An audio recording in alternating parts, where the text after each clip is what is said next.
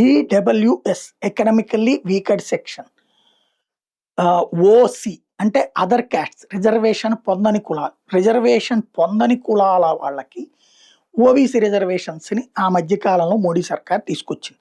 అంటే రిజర్వేషన్ పొందని కులాలలో ఆర్థికంగా వెనుకబడిన వాళ్ళకన్నది. ఈ సర్టిఫికెట్లు ఎవరు ఇవ్వాలి? ఎంఆర్ఓలు ఇవ్వాలి. ఇక్కడే అసలు జరుగుతుంది. అనేక చోట్లన ధనవంతులకు కూడా ఇస్తున్నారు.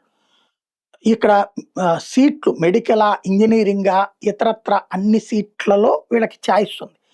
ఇట్లాంటి మిస్యూజ్ మీదన ఇక రాబోయే రోజుల్లో కేసులు, చివరికి ఈ చట్టమే పెద్ద పరీక్షను ఎదుర్కొంటుందేమో తెలియదు.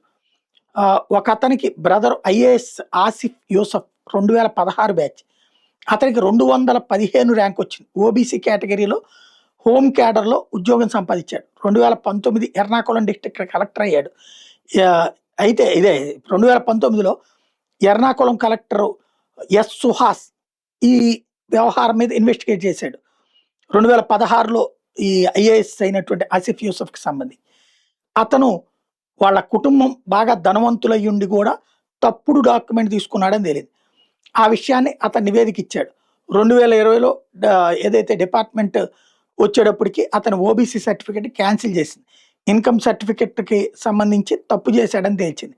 కేరళ గవర్నమెంట్ అతన్ని పక్కన పెట్టడం కాకుండా మరింత పెద్ద పోస్ట్ ఇచ్చి కూర్చోబెట్టింది. ఇంపోర్ట్స్ డిపార్ట్మెంట్కి సంబంధించి డైరెక్టర్గా చేర్చుకొచ్చింది. ఇంపార్టెంట్ పోస్ట్ జనరల్ ఎడ్యుకేషన్కి సంబంధించి డైరెక్టర్గా చేసుకొచ్చింది.